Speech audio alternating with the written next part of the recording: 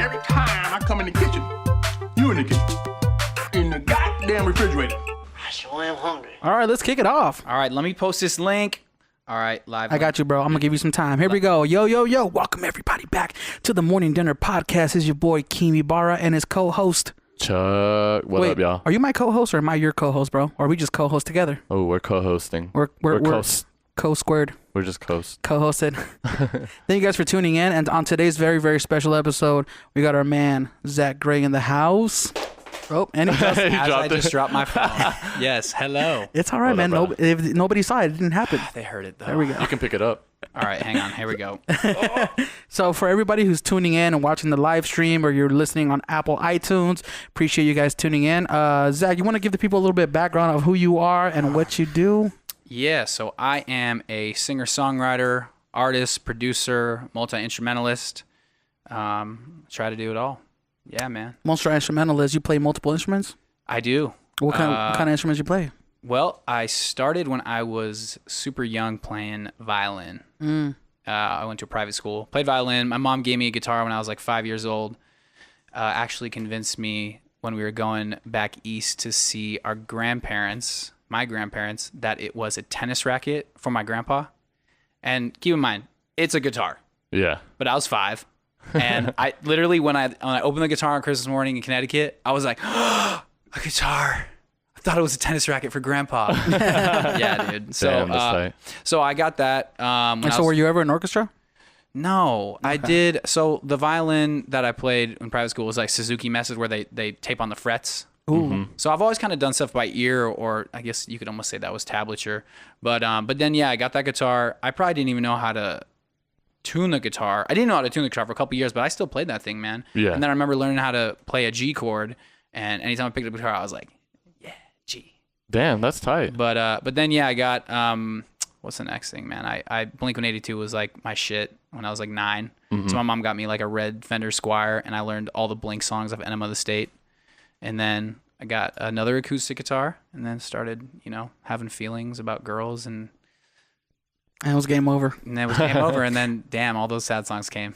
Was it anybody in your family that pushed you to go into music, or was that something that you kind of just knew you wanted to do? No, I think, like I said, the music, the violin thing was in private school, and then my mom got me that guitar. So, but no, it's like, I grew up with my mom and my sister since I was 5, mm-hmm. and yeah, I just, dude, it's funny, people always ask me like, hey man, I want to learn how to do this, like, and they give me whatever excuses. Like, dude, when I was a kid, like I said, I got that guitar. I didn't even know how to. I remember seeing this guy in when I was younger play guitar, and I was like, dude, I don't want to play violin. I'll play guitar. You know what I mean? Yeah. Like, it was just a cooler instrument. Exactly, much bro. cooler. So, dude, I just played with it. And then even we got a little keyboard at the house, I just played it. Like, no one had to tell me, go, like, play this. No one pushed me to do it. And it's funny, I even had guitar lessons from this guy when I was younger, and the guitar teacher told me, he said, tell your mom, don't come back. Because I was just playing whatever I want. He's like, you're not doing what I say. You're just playing whatever you want. And I think even when I was young, this is why I feel like I have somewhat of, this is all subjective, but I feel like I have some kind of uniqueness of a sound or whatever, because even since I was young, I always wanted to just do what I wanted to do. I always, even when I sat down on keyboard or piano when I was younger, I just like played until I found stuff that sounded cool. Mm-hmm. Even on guitar, like I had these chords that I found, like I didn't know what the name of them was when I was younger. And dude, I just like, even from when I was young, I didn't want to learn a lot of cover songs. I just wanted to like do my own shit, besides obviously Blink back in the day. Yeah. But I've done covers here or there, but I've just always had this drive to just like do create my own thing. That's kind of dope, because a lot of the time it's like you copy like a shit ton before you kind of learn. Yes. But yeah. And it's funny you say that, because I do tell people, like, I think a tip for upcoming songwriters and producers is like, find a song you love and analyze the shit out of it. Mm-hmm. Like, figure out why do you like that song, and actually try to almost recreate it, even if it's just a practice. You know what I mean? Not that I'm a little hypocritical in saying that, to be honest, but I think that is a good tool for people who are either just getting into it now, whether you're older or younger. It is good to kind of like, analyze why you like songs. And obviously I've done that, whether I've like completely, and I take the, actually, I mean, I've done covers for my publishing company, and I've made it into my own thing. Mm-hmm. And even through that process, like, you're always learning, and yeah, man, it's like we all have artists we like, and a good starting place is trying to, man, what do I like about this? Like, how can I make this? Maybe make it in your own way, but I think it's great to use, even art was a class I took that I really liked in high school. I had like the craziest, amazing, weird ass teacher in high school. But hey, one of his concepts was he would come around with like a black thing of paint on his hand and smack it on your painting if you weren't using reference. So like, what does that mean, using reference? Using reference. So it's like if you're, painting, oh my God, I don't even know, like a skyscraper or like buildings, you need to have a reference of a skyscraper and buildings in front of you. So you're like have reference, you know what I mean? Oh, kind of like like the inspiration for it. Like you have to have. Is it almost like if you were tracing and you had the original next to it, so you can kind of draw? Yes. You're referring that image. Okay. Exactly. Okay. And even in a lot of art, I mean, you can ask any artist. It's like they'll have the grid. Have you guys seen artists where they'll literally draw out a whole grid? And then, they'll actually have the picture or the reference all gridded out. So then it's like, whatever equation it is to put it bigger, then they're following the line so that they're making sure that it follows on the reference. You know what I mean? I think there's something to be said about, abstract art, and just going however you feel. But in a lot of art, I mean, even in, I'm obviously want to be in this semi-mainstream pop culture world. So I'm not going to write 10-minute songs where I'm yodeling and then I'm rapping and then it goes to some ska song and then it goes to like humming or whatever. As much as you want to. As much as I want to, you know what I mean? It's like I still always write in like structure, you know what I mean? So in a way that is my like eternal references.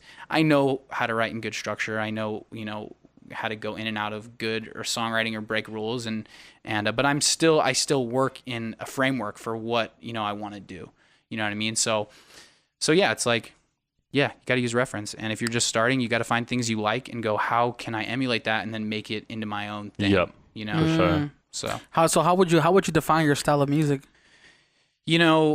It's funny. I get that question all the time, but I'll just say the same thing I say every time. It's somewhere in between alternative, R&B, electronic, and then because, like I say, I feel like I write catchy things, it's pop too. And I think pop is, I could say pop music and like 10 artists would come into your head. Yeah. But honestly, if you just think about that word, it's popular. And anything that gets into those top 10, top 100s, it's pop, bro.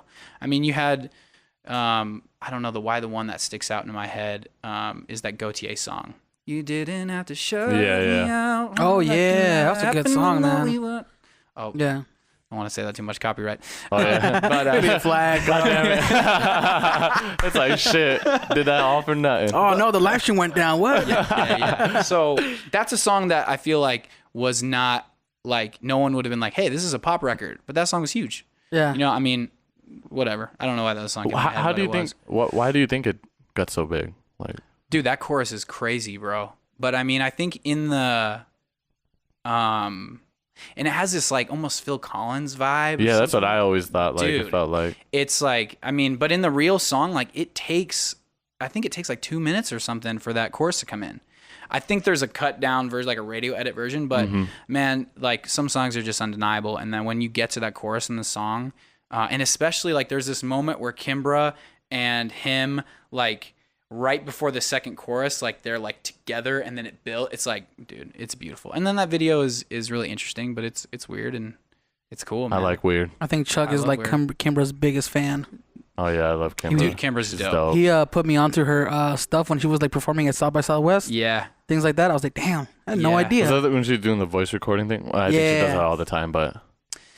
Yeah, it's just tight. She's weird. She's cool though, man. She reminds me. It's funny. I have a friend that I did music growing up with in bands, and she looks like what my friend Sean's mom looks like, or what I think my friend Sean's mom looks like when she was younger. I'm like, cause that same like hair, you know, what I mean? Little bang up here and then down like that. Yeah. Yeah. Anyway. Dang, I gotta meet your friend's mom. Well, she's older now, but I just imagine what she when looked. She was young. She looked like Kimbra when she was younger, I swear. Hey man, Kimbra at any age though, well, except over 18. I'll say that. Yeah, like, any age over 18. Wait, so moving on. Yeah. You got a project that you're working on right now? I am in my head. everything works out, I would love to release an EP in like November with like 5-6 songs. So I got a new single coming out the 21st of this month. It's called Imperfect Love. Probably gonna be shooting a music video for it in October. That's gonna be a big day for me because I have a show on September 20th. Velveteen Rabbit at an event called Connected, and then the next day single comes out, and I'm playing with my boy Mike Xavier at Life is Beautiful. Okay, good So those stuff there. yeah, man. And I pretty much want to say I'm opening for the weekend because even though man, yeah, man, that's insane. Are you on the same Congratulations, stage? bro. Yeah, No, congrats. I just Congratulations. mean like Mike's gonna play that same day. Yeah. I will play Got one it. song with him, and then the weekend will play way later. Hey, bro, that's an Hey, bro. accomplishment. So I bro. guess I could say I You kinda, can say that. Yeah, I For mean, sure. speaking of accomplishments, you just had one of your songs on YouTube, right? We acknowledged it in Olan's episode, but Yeah. it hit. How many streams or views did I it haven't hit? looked in a couple of days, but first shout out to Olan. Love you, girl. Thanks for all the shout outs. Shout out Thank to you guys Olan. for the congratulations in that episode. I Oh, yeah, appreciate man. it. Congrats, man. But yeah, so I released, I got a couple of collaborations, even more coming with electronic artists. But little story first, I guess. So a little while ago, probably around the new year, something like that, this kid named Paix, his artist name is MÜNE, hit me up. I don't even know how he thought he found me or what connection we had, but kid was just persistent. He's over in India. Just sent me a couple songs. I found one I really liked, and he kept bugging me. I was busy, and I was like, all right, dude, I got to do this song. So I did this song with him. The song is called Lie Over You. We self-released it, and then the kid's a hustler. So he's made a ton of connections. So a DJ that was friends with the guys over at Chill Nation and Trap Nation. Their label's called Lowly Palace. They were like, yo, they want to sign the song. So Lowly Palace picked up that song, Lie Over You. Then that came out. And then after that, they had start sending me this other artist named Paix. Sent me one song. I wasn't feeling that much. But then the second song, which is that song Alone, and what's cool about that song is... usually the things I write about are from personal experience, whether it's relationships or otherwise. But that song, because I do my own stuff, but I've had a lot of awesome opportunities to put my voice on electronic stuff. And I've always felt through the years that, like, man, if I could just link myself with some dope DJs, like, not only do I know how to, record and produce myself, but I just feel like my voice goes good over that stuff. Like I could do it easily. You know what I mean? You know yourself, yeah. Yeah, I just was like, dude, if I could just get my voice on some dope electronic shit, they would pop off. You know what I mean? So it's been cool to have that opportunity. So, I had a friend, young nephew, commit suicide. Super sad, really terrible. And I was also kind of thinking of Avicii, who apparently killed himself as well, right? Yeah. So, I kind of wrote the song, talking about, I haven't dealt with that personally with someone really close to me, taking their own life, but I just put myself in a place of trying to imagine what that would be like. And, so the main thing is, you don't have to fight this alone. And, if I could tell you this, or like, why didn't you tell me? And if I could have just been there for you. So it's really cool that that song's the first song to really take off for me, and I think it's over 2.3 now. Million? Yeah, in a Jeez. little over 2 months. So, it's just cool, man. It's like, my goals beyond music are to make a positive impact in this world, man, and help people. And I feel really honored and blessed that is the song that's really taken off, because I hope it is helping people, and I'd like to think that it is, and that I could take a friend's pain and turn it into something, positive. And now that situation, it, like, not that anyone would think it's in vain, but I took this really terrible situation that a close friend went through and turned it into something great that I hope helps people, and maybe, makes it so other families or friends don't have to, go through that with someone they love. That's a pretty deep issue, like, that's been happening. Like I just kind of said this touched on it on the previous podcast before this one, but it was I when I was growing up, I didn't know depression was a thing. You know what I mean? I never thought that was like I thought, oh, people get sad, and they make mistakes, but it's like depression itself really is a big issue that has risen up in the media lately. Yeah. And it could just be because of the rise of social media and how aware we are of everybody that's doing, that's taking their lives. Like look at Robin Williams, right? Robin sad, Williams. bro. We had Mac Miller today, bro. Yeah, I and know, who even dude. knows You know? that? Yeah, That's trippy. I kind of just want to say that too. Like, rest in peace, Mac Miller. Yeah. Yeah. That was a terrible situation. Like before Too young. I used to think like I wouldn't really, I was ignorant to the whole fact about depression, and I would look at things and I go like, if you're having issues, that you just get over it. Like, everybody has issues, right? But there's literally, like, depression is something completely different. There's a difference between being sad and being depressed. 100%, man. I mean, I've been in one or two places in my life going through some shit where I would never take my own life, but I have felt that thought came into my close. head. Do you know what I mean? Yeah. So, but man, I think it is with our culture, and people are just on their phones, and I think honestly, just people don't, whether it's your friends or family, people don't take enough time to just be like, hey man, I love you. You're awesome. I just want to let you know, if you need anything, call me, man. I'm here for you. Yeah. I think, yeah, man, I think, we've just gotten so materialistic, and it's like, yeah, love yourself and like, believe in yourself. But man, it's like, you got to take that and you got to like look at the things and people around you and see people who are not feeling good and try to help those people if you see it, you know what I mean? And sometimes you don't see it. And that's the worst, is when like there's no signs and then they're gone. Yeah. And like I don't know what to do. That's why I like making a song like that. Hopefully like someone that maybe is like that hears that and feels better. Reaches out for help and whatnot. Exactly, man. So but yeah, man, I just think we need a lot. We need more love on this earth, for we sure. do, man. 100%. I feel like I also feel what you're saying about how having that song be the song that kind of broke through and reached that many people. Yeah. That's a blessing right there, man. Dude, that's beautiful. Yeah. Amen, man. Yeah. So Because like that's the one thing a lot of people have to understand, like with emotions and whatnot. Like it took me a while. Like I guess we all have it, like the ups and downs. Like there's some days you have no energy for anything, and it's kind of like it's like monotone. It's just like what's the meaning of life and whatnot. Yeah. And then then when you get stagnant, you mean? Like when you are creating, and then even though you love creating, you start asking yourself, what's the point? Just everything, in general. And it's just like you become a little bit more what is it? I kind of lost my train of thought. It's all meaningless, but then at the same time, because we're always comparing ourselves with other people.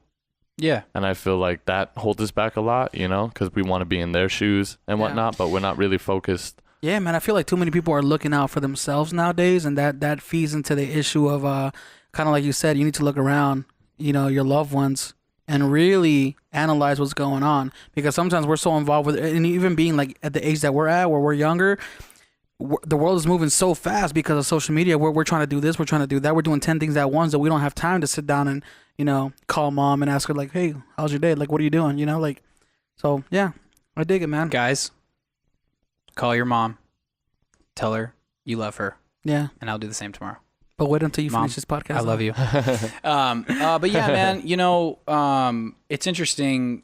First I want to touch on when you said it's meaningless. I think sometimes it feels like that, but for me, like, I believe in God. I think I grew up as a Christian. My beliefs have been open to lots of different things, but I think at my heart of it, that is, and I believe that, things were created. That's just me. But yeah, man, so that's, I feel like in a really general sense, my purpose to my life, like however music made its way into my body, and like as soon as I got that little inkling of like, hey, this is what I should do. I think that became what my purpose. And I think the most divine thing in the world, especially with artists or anything, man, is that inkling of a dream. And whether you give yourself 1,000 excuses why it will never happen, that is the most divine thing that you should follow. As soon as something creeps in your brain, like, hey man, I really like this. I want to do this. Attack it. Yeah. Instantly. You should do it. And that is like, I feel like people talk about what God's plan is. Like, you got free will there, but I feel like whatever God's plan is for you to like follow that dream. Yeah, love what you do all the way through. Dude, exactly, man. And I think as artists, we're not that we're like serious as martyrs, but it's like, I think as artists, and it's interesting too, what I was going to say is, I would have no music that's good if I didn't go through shit in my life with relationships or whatever. So it's a weird double-edged sword of like, when I'm super happy, I'm not that inspired. Yeah. To be totally honest. So it's like, I want to be, everyone wants to be happy, and so do I, but it's almost like like I said, man, it's almost a weird double-edged sword of like, I need to go through stuff. I need to like, you know, keep finding and learning and going through pains and stuff, because that's what fuels me. It's weird, dude. It's like, but I feel like our job as artists is to go through pain and then turn it into something positive that helps others, you know? So that's what I feel like the real true, like anyone who is an artist who is like taking like, I'm an artist, like that's your job. Your job is to like turn your pain and turn things into beauty and turn things into like, you know, art that helps others, whether it's like one person gets this song. It's like, man, you know, it sounds cheesy to say, but it's like, dude, if I can, like, if someone could listen to my song, however long it is, 3 minutes, and their day is better for even that 3 minutes, that's cool. That's what my ultimate, like, you know, I think at the end of the day, it's like, we all want purpose. We all want, you know, all these things. We all want to feel content. But I think what at the end of your life, you're going to look back on is like, how am I fulfilled? What fulfilled me? And I think it is, dude, it's touching people. It's helping other people at the end of the day. You know what I mean? When you selfishly get everything you want, it's like, you know, we hear stories all the time of people who are rich and then depressed, whether it's actors or celebrities who kill themselves. It's like, because maybe they don't have something that's like fulfilling to them. Like once you have everything, like, what does that mean? Yeah. You know what I mean? What are you doing to like the world? What are you doing to the people around you? Like, how are you helping in a huge way that like, you know, puts that positive, but also like resonates within you, you know? So I feel like that's kind of a conversation I was having earlier with a friend of mine is, we were talking about fulfillment and kind of like, cause she's going through something right now. And she asked me for advice, and I didn't know how to relate because it's all like relationship issues and things like that. Right. And I don't like giving advice on things like that because every situation is different. But I kind of like, I try my best trying to help is saying, well, let me tell you this. Right. If I had $1 billion right now, never had to work a day in my life again, would I quit doing photography and video and podcasting? Like, would I stop doing that? Probably not, because that's something that brings me joy. You know what I mean? Yeah. Like I may work a full-time job right now. Yeah. But I like doing freelance photography, video, podcasting because that feeds my soul. Like what it does, it makes me happy on the inside and it helps me sleep at night. Yeah. You know, and a lot of people don't find that, like you said, and they can have a ton of money, but if they don't find fulfillment, it goes down a dark path. A very dark path. Yeah. So, money isn't everthing. That's like facts. That's good stuff right there, man. Thanks, guys. Thanks for shedding light on that, bro. Yeah, no problem, man. You got any upcoming shows right now? So the 20th will be the next one, and then that one I'm gonna play. Me and Mike Xavier, we've had this song "Streetlights" for a long time. It's pretty much almost done. We're probably gonna put it out in October, but me and him will be playing that one song at his set, and then pretty cool. I have 2 shows, the 29th and 30th in Miami. My boy Anthony Hall set those up for me. He runs the music section of this really dope event called Raw Pop-Up. It's in like this like museum crazy building. If you guys want to go check it out. It's in Miami. I don't know. I don't know exactly what it is. I know, right? So that's the 29th Saturday, and then I think I'm playing Miami So Far Sounds the next day. So those are the 1, 2, 3, 4. Have you ever performed in Miami? Or is this the first? Not, man. I didn't. I was in Miami maybe when I was like super young, bro. But I'm excited to go now, man. Yeah, it's gonna be cool. Wait, so you just played downtown Container Park, right? Yeah. So what was that like? Dude, I love that stage, man. That's almost been like my residency, and it's not a show that I promote like every month, like because I love that stage. My boy Sal, shout out to Sal, has been booking me for a while there, and dude, it's just a dope outdoor stage. And it just feels good when you're up there, and it's almost just been good practice. Like I play there almost once a month. It's not something that I like promote the whole month. It's just like something to keep, you know, if people know about it and they see me post it a couple days before come out. But it's really just like a keeping me playing. You know what I mean? Obviously it pays a little bit, but you know it's keeping me playing. And but I probably won't be playing a show in October because I want to have like a big like I haven't really done like my first headlining show. Yeah, you could say Container Park's like a headlining show, but it's not. It's not like I put like 2 months of promo into it. Yeah. And like I have a couple people that I've planned who are opening for me. Yeah. So I haven't done that yet, and I have kind of done that for a reason, because I've kind of waited for some things to build, because I want to make sure like when I do plan a headlining show where it's me, you know, I want it to make sense. I want to make sure there's enough stuff going on, a singles, you know, pumping. I mean, the views and all this stuff with Chill Nation like has come up, and it's cool. So I feel like in November, after my new single drops, and maybe I'll have another single or an EP in November, that makes sense for me to do a headlining show. So I'm probably going to stop playing for a little bit. I probably won't play as many shows locally next year, just because I feel like, you know, there is a thing. It's like, yeah, you should play all the time, but there's also a thing of like, yo, I just saw Zack last week. Like, why am I going to go to this other show? Yeah. You know, so you want to kind of, you know, I think as a local artist still, you know, obviously I want to be huge around the world, but, you know, I still am, I guess, considered a local artist here in Vegas. But, you know, because I live here and I'm not touring yet. So I think with that being said, you know, you want to kind of space it out. So next year I'll probably play less shows. I'll probably have like 3 throughout the year. You know, I may play some other things out of town and stuff like that, but I think you don't want to overplay your audience. You know what I mean? Oh, It's really? Like, what do you mean by that? Like, I mean, it's like, you know, you want to set some like, man, Zack hasn't played in like 3 months. Like, and then when he has a show, it's like, dude, we got to go to okay, this. you're talking about in the local area. I'm talking about in the local area. Yeah, I want to play out in LA, even go back up to my hometown of Sacramento, Arizona. But I think next year I'll probably, you know, unless it's like, I would say, you know, I'll maybe have like 2 or 3 shows that are mine next year, or I will also, or I will also be looking for like bigger acts to open for us, because I think those are good opportunities too. But in terms of just like, hey, I'm gonna book a show, you know what I mean? I think I'm only gonna probably do maybe 3 of those next year. No, that's good. But where I'll really put like a lot of time and energy into like, yo, promoting this is like, it, making it a little bit bigger. Exactly. I want to see pyrotechnics at your next show, bro. I want to see like fire. We want fireworks, Dude, fog lasers, machines, Make it a whole lasers, EDC fire. production. Dude, dancers. I do need to get that. I want to get some Everything, like bro. dope visuals.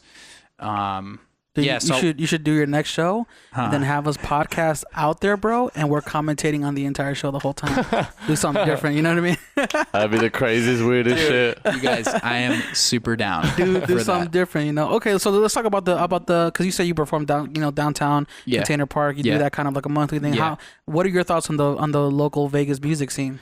Oh man, it's interesting. I think it's building. You know, I think you know, Main Street, the Arts District, that just had its whole grand opening last night. I heard there's a new venue going down there. Just gossip, I guess, but I hope there is. Yeah.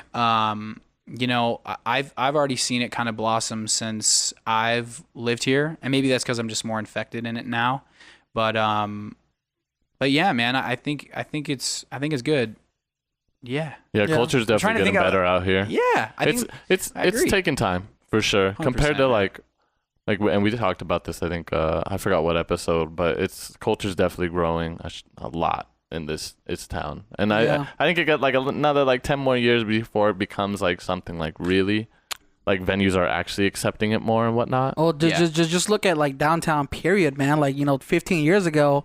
Downtown was kind of like, whoa, man, you don't want to go downtown? You're going to get stabbed, you know? Like, it's dangerous. Yeah. It's like, you know, crackhead city down there. Yeah. Now it's like a cultural thing. How everybody's coming together and they're building all these different little businesses. And, you know, the community's coming together to do these events at Container Park. And, you know, that's where Life is Beautiful is being held now. You know, like, this is downtown. I still think it needs a little bit more, just due to the fact, like, the best example is, like, when you go down, you know, where Commonwealth and everything is. And not hating on any of the venues because I do work at them. But it's just all hip-hop.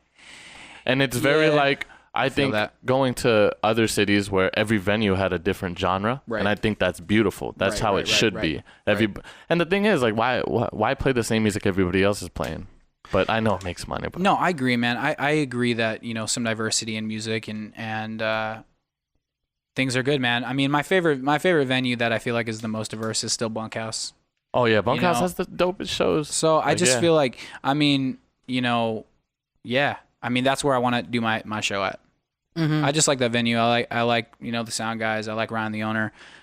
It's just a cool, like, I feel like, you know, I will, unless it's Container Park or otherwise, unless I'm opening up for someone big, and until I'm selling out Bunkhouse, I'm not going to, like, really, that's like, until you're selling, I feel like, you know, I've seen people book a bunch of local shows at other venues that are big. And sometimes it looks good, like, oh, hey, we're playing at Vinyl or Brooklyn Bowl. But it's like, if there's only 50, 70 people there, it doesn't look good. No, not at all. And venue probably don't really like it either. They're like, so it's like, for me, until I can sell out Bunkhouse, I'm not going to book my own local show at Vinyl or Brooklyn Bowl because they're just bigger venues. You know what I mean? I feel like, to me, it's like it would go Bunkhouse, Vinyl, Brooklyn Bowl.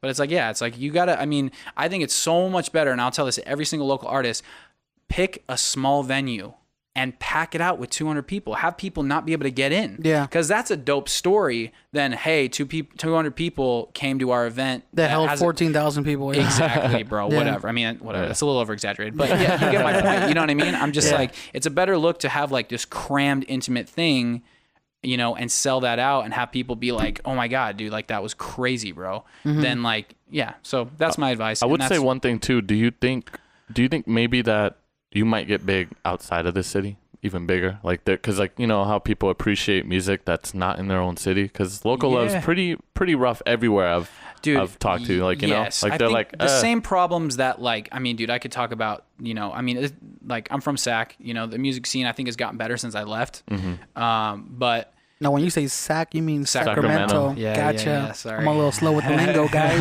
Have to put me up to speed. Sacramento. So, but yeah, I think honestly, people are probably having the same conversations about every single scene everywhere. Yeah. It's like, you just got to fight through it and be unique and it's like everyone. Yeah, of course, man. What my answer to that is really like, I hope so. But if it started and I blew up in Vegas first, that'd be great. Yeah. But I'm not picky. Like, I think it takes one thing to go. Like you look at, I don't know, the band coming to my head right now is Kings of Leon. Like they blew up overseas in like UK before anyone even knew them over here. They had like 7 albums or like 5 albums before anyone even knew them in the East Coast. They were headlining Glastonbury over in the UK before, dude. Yeah. What's that band? Elephant and what?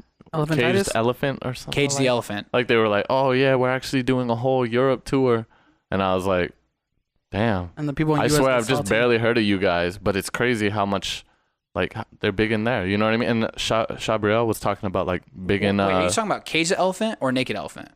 Which one's the one that played at Culture and Cannabis with? Who was That's Naked Elephant. Naked Elephant? Yeah. Weren't they doing a Europe tour? So they they had a little I don't know if it was like a huge tour or anything, but it was definitely like they had their labels out there, so they played a couple venues, a couple dates, and I think they did play at this festival out there. Which is cool, man. Yeah, because I think they got signed by Virgin UK. Europe. Oh, okay. Yeah, which is cool, man. I feel like and shout out to those boys, all my homies. I love those guys. Pour one for the homies. Yeah, plug for the homies. But yeah, man, like I feel like I look at my Spotify, and actually my second biggest country right now is Germany. Yeah. And I feel like what I've heard about Germany is they have an awesome music scene and very like, good music taste. scene. So I wanna go to Germany, man. In every genre, dude. Like they're killer. It's kind of like when you have Thanksgiving at your house, right? What? You have Thanksgiving at your house, and you're like, oh, I don't want to have Thanksgiving with my family because you're young. Then you go to your friend's family's house, and like, damn, this is popping. Yeah, and it's not. It's like the same food. Yeah, but the experience for some reason is different. You know what I mean? No, I feel that, bro. Yeah. I can't wait to go overseas, man. I can't wait to travel. I can't wait for Thanksgiving. We always bring it back to food. I was drooling over here and My shit. birthday is like super close to Thanksgiving too. Oh, really? Yeah, November 30th. Happy birthday, man. I want presents, you guys. Happy Wait, November early. 30th? November 30th, yeah. We're giving you the present of being on our podcast. Oh, damn. Is November's one of those months that has 30 or 31 days? No, 30. 30? I'm the very end. 36. So you're 5 days before my birthday, because my birthday is December 5th. Sagittarius? Yeah. My man. Sagittarius, man. What's your sign, Squad. Chuck? Aries, I think. Oh, is it really? It's April 2nd, so Well, I don't know. Is it help Aries? me out. Well, if it is Aries, out, that's why you get along with this guy, and why you get along with me, because we're all fire signs. Really? Yeah, there's only 3. I don't know that. There's only 3 fire signs. There's Sagittarius, Aries, and Leo. That could be it, man. So we got that Pokemon fire badge. Dude, we are like I'm triple down. threat Pokemon fire badge, Charizards. bro. He said Pokemon. Charizards. Wait, so you make music, but not by yourself, right? You have a team of people, or how does this work? Lately I've had a team a little bit. And when I say a little bit, I say one person. But hey man, but a team. But yeah, dude. I mean, look. I mean, yeah. I can and have all the ability to make music myself from recording all the way to mixing, mastering. And I have done that on certain songs. But yeah, I mean, my original thing was always to have a band. So and the thing about having a band is like, yo, we did this together. Like you guys, all the success that this has, it's like you guys get to share that. You know what I mean? So you guys are a little band, a little podcast band. Yeah, man. Yeah, I'm the front man, and he's the one that's he's what's it called? You can be the drummer, Chuck. Yeah, I'm just drummer is very important. He's the Tito to my Michael Jackson. Oh God. I don't know. Who's Tito? Tito, bro, the one Jackson 5. He's the one in the background. Yeah. I didn't know that. Okay, I'm Michael Jackson. You're the Jackson 4. I'm just messing with you, bro. Hey, that's a lot. This podcast would not be possible without Chuck, man. And vice versa. I got to give Chuck a lot of credit. Like he does a lot when it comes to like the live streaming and everything like that. Yeah. But it's kind of like, and this might segue into where you're talking about, but we do everything 50-50. You know what I mean? Like he handles the technical side, and then I handle the social media / all that stuff. Yeah. So yeah, I mean, I mean, not that one of us couldn't do it all by ourselves. It's also funner when you get to share that experience with somebody better, else. dude. It feels better when it's shared. So like, man. I mean, shout out to my boy right now, my boy Blake Wisner. There's two producers who I really mess with a lot, who I've been working with a lot with, is my boy Blake Wisner and my boy Danny Couture. There's a lot of great artists and producers in this town, but those are just the two lately that not only do I really like their style, but their just work ethics are dope, man. And I want to segue into this other thing really quick on that note, just because it's funny and it's like it's an attest to like I'm such a nice guy, but I'm like, dude. Okay, so like me and Mike Xavier were together, and he like every once in a while, like you see people do the questions, ask me questions, right? And then like someone. What are you talking about, like on Instagram? Yeah, like with the little poll. Yeah, not the poll, but you submit a question. Yeah, you submit a question. So one of them was like, who are the dopest producers or artists in Vegas, right? Yeah. And like whatever, he responded or whatever, and then I posted like, all right, I'll do questions now too. And Mike asked me like, who are your favorite artists or producers in Vegas? And like I put like a couple people like Blake and Danny and Mike, and then I think maybe I put a couple more, but then I put like, I'm so nice, so it's funny that I even put that. I was like, if you weren't on this list, step your game up. With like a little kissy face and like one of these faces. You know what I mean? Dude, and then like, I as soon as I like did all that, like it just created this like storm of people like, oh, what the heck, man? Like I just got a bunch of messages, and then I went like, I like tagged everybody I could think of. Yeah. You know what I mean? Yeah. And I was like, why'd you do that, man? Why can't I just be like strong about like who I feel really passionately about? Yeah. You know what I mean? It's a petty kind of thing, I feel, man. Like Dude. people, if you're like, yo, bro, why didn't I make your MySpace top 8? I was like, bro, chill. You're supposed to be worried about much bigger things. You know what I mean? But like people hit me up. Maybe they were just joking, but people hit me up, and it was just funny to me. It was like, but yeah. So I'll say it's like, yeah, my boys right now are Danny and Blake. Mm-hmm. You know what I mean? And they're hardworking. I love their vibe. And at the end of the day, it's like, it's a taste thing. Like you might be the hardest working dope producer, but if I don't vibe with your style or who you are as a person, like when we connect, whatever. But yeah, so I've been working a lot lately with my boy Blake Wisner. He's, dude, all the artists that he works with and that he's done are just super dope, man. Shout out to Jay Douglas. Shout out to Felix the Cat. Shout out to Rhea. Shout out to Lux, Shanley. But yeah, dude, I mean, he just has this vibe. Giving so many shout outs. Like we're a rapper. Bro. I know. Hey, shout out to @everyone. Shout out to @everyone. I probably forgot someone. But yeah, man, I mean, oh yeah, Hunter, HKG. But yeah, bro. Yeah, man, it's just like everyone around that he's worked with is just dope, man. There's a song, the first song I heard that him do is this song called Run Away From Good with this artist named Jay Douglas. Mm-hmm. Check out that song. It's dope, man. And it was the first thing in Vegas where I was like, fuck, this is really good. Yeah.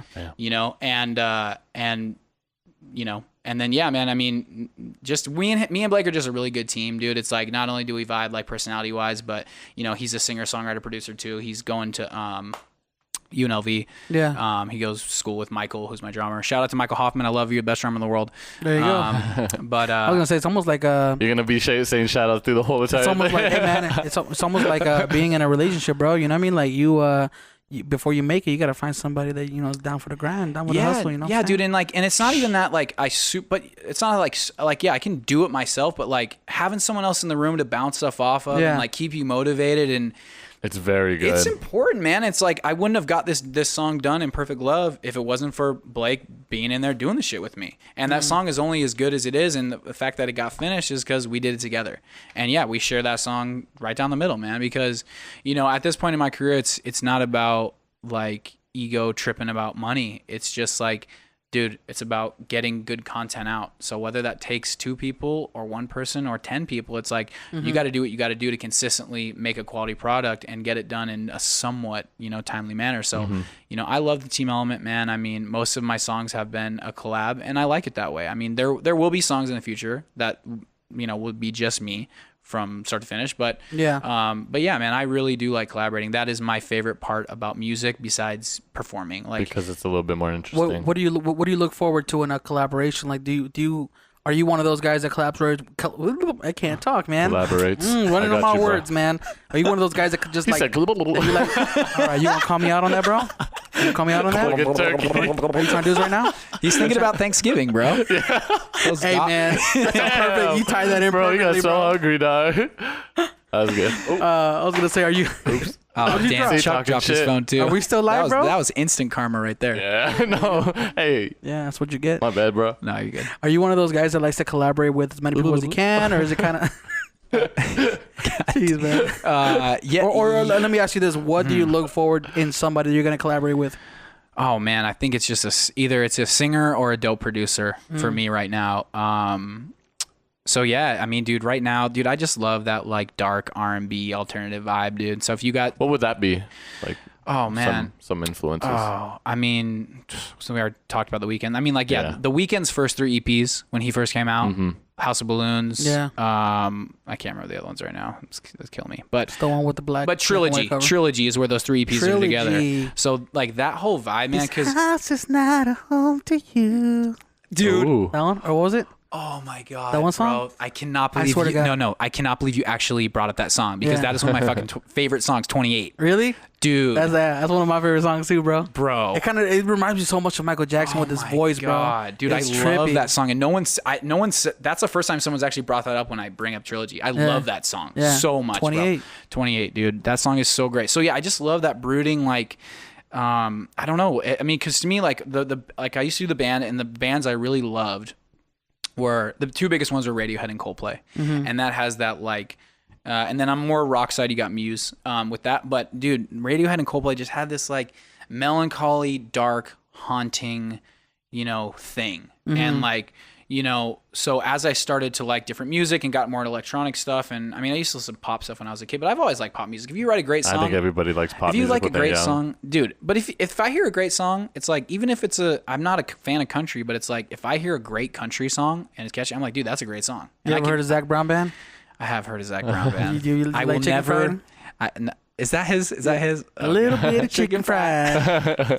Yeah, bro. I swear this is like the 3rd podcast I bring that song up on, man. I will never be the Zack Gray Band. Okay, Zac Brown, I'm not coming for you, but I am coming for you. Well, he would have problems, man. Hey, I was gonna say, like, what in your eyes makes a great song, or something that you vibe off to? Like, I mean, dude, production, melody, and great lyrics. So you wouldn't be down with like a lo-fi beat maker? Oh, dude, if it's got a dope vibe, that's why I said it's either. I mean, it's got to be one of those things. Okay, got it. It's got to be either like dope productions, sick vibe, great melody, reverb, or just reverb, or awesome lyrics. You know what I mean? Yeah. Like, and then a great song has all 3. You know what I mean? And but it's so subjective, man. It's like a great song is like if it does it for you. Yeah. You know what I mean? So, but yeah, man, it's like I just love that alternative. So I took like what I loved about Radiohead and Coldplay and turned it into this like electronic R&B thing. And I love using more like soulful stuff and using my falsetto more. And I feel like through those 2 things, I've kind of created whatever Zack Gray is or will be or something like that. But I feel like I'm very diverse in the music I like and kind of where my voice can go. So I'm trying to be as diverse as I can, but still tie this thread through it. But honestly, like the thread that is tied through it is my voice. You know, I feel like at this point I can say, I think at least from, what other people have said as well, that my voice is unique, and I want to get to the point where like people hear me and go, oh, that's Zack Gray. That's why it's like, some of these electronic collaborations that I've done, they're not 100% like my exact style. Yeah, but it's your style mixed with everybody else's. But it's like, it's my voice. You know what I mean? So I'm like, as a singer as well, I just go on my name. So it's like the more, if it feels good, the more things I can get my name on, the better, and just getting people hearing that voice over and over. So, but I will talk about like what I look for in collaborations is. Well, now that you say that, bro, I do have this mixtape on what you want, bro. So, dude, you got to get in line. I'm gonna get you that Drill Cartel track right now, bro. That Pablo Escobar flow. I got you. Sorry, man. I didn't mean to cut you off. I'm about it. Send it, bro. Send it MP3. Ooh, ASMR podcast. Send it MP3. All right.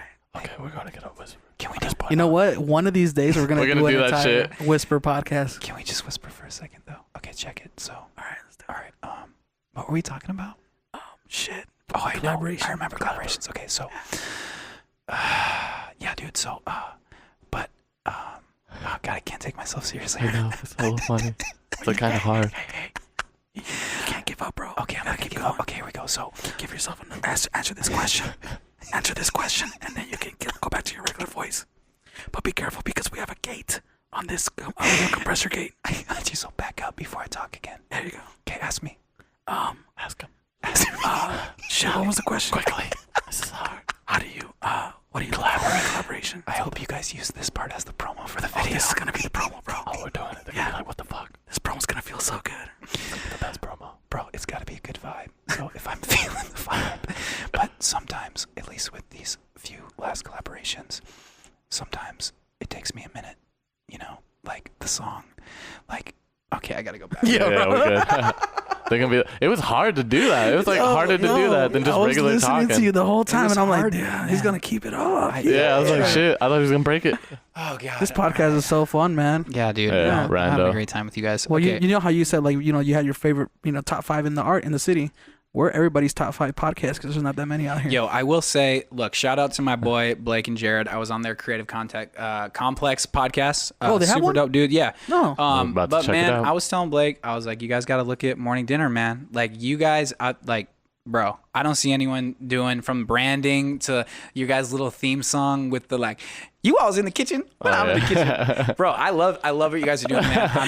I was super stoked to be on this show. Like you guys are killing it. Brother. Keep it Thank you, up, bro. dude. And it's crazy because that whole intro for the food, like, literally came up with it. Like it might have been like the day before we did our first. Yeah, I literally was like, yo, I'm gonna create an intro song, so I made the song in my room. Because I don't know if you know, but Chuck does his own little production. Yeah. Shitty production. He's got the lowest self-esteem in the game. But holla at Chuck right there.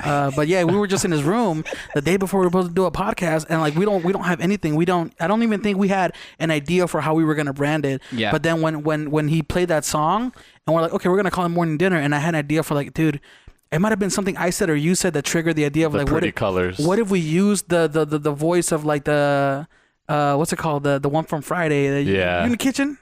Show him. Because I was trying to find like just like 2 clips. Somebody saying like morning and somebody saying dinner. But then he was like, oh, why don't we do the Friday one? Yeah. And dude, then it's so good. And then the one from so what was good. that movie with the I show him hungry. I forgot what the name of that movie is. It's the twins' brother, older brother who did it. Who's the director? The Wayne brothers, their older brother. He directed a movie. Marlon Wayans. Marlon, yeah. Is that it? Is that his name? I don't know. Because they're the Wayne brothers. It's one I forgot. Of the Waynes. So there's 2 Wayne brothers, but then they also have an older brother that was making movies in that style in like the 80s, bro. Yeah. So I think it's Marlon, maybe. It might be, yeah. I don't want to leave a comment in the comments. Let us know. Leave a comment down below if you guys know what movie we're talking about. Let us know we're wrong. But there was a scene with Chris Rock, bro, and I swear to God, when I saw that scene, I was like, I heard him talking. He said, do you have change for do you have change for 100? And he was the whole time he's like trying to hustle the guy into like giving him cheaper prices. Like how much what was it? How much for a cup of soda? He's like, how much for a rib? And he's like, oh, a whole rack of ribs. No, just $8. And he's like, nah, one. he goes, one rib. He's like, yeah, show I'm hungry. I love that. And bro, and we say that to each other all the time, bro. It's like hilarious. A meme to us now. That's awesome. But yeah, what were we talking about? It catches on though. Well, I was telling you guys that you guys are dope. Thank you, bro. Keep it up, brother. Thank and you, then let me try to seriously talk about collaborations. Yeah. So, couple things. Done those 2 collaborations so far with MÜNE and Paix, with Chill Nation. And dude, since those things, bro, I swear to God, I've gotten like over 20 people hitting me up. So it's been like a little, not stressful, but it's been like, I'm so glad I finished one of my own songs, that single coming out, Imperfect Love. Mm-hmm. September 20th. There you go. No, September 21st. There you go. September 21st. But I'm glad I got that done because, man, it was just like, I felt like I was just working on just collaborations that weren't my own thing. So I'm glad I got that done. But yeah, man, I've been getting asked so much to work together with other people. And it's just like, all I say is this, like, hey, man, super down. You just got to be patient with me. I got a collaboration coming with this DJ named Nurko and then this other guy named Fairlane, both super dope producers. But yeah, I'll just talk about the Nurko one for a second. Like, I got that done, but some songs are hard, man. It's like, even if I vibe with the production, like sometimes it's just like, it's tough to get melody and lyrics. And that's something that Blake helped me with too.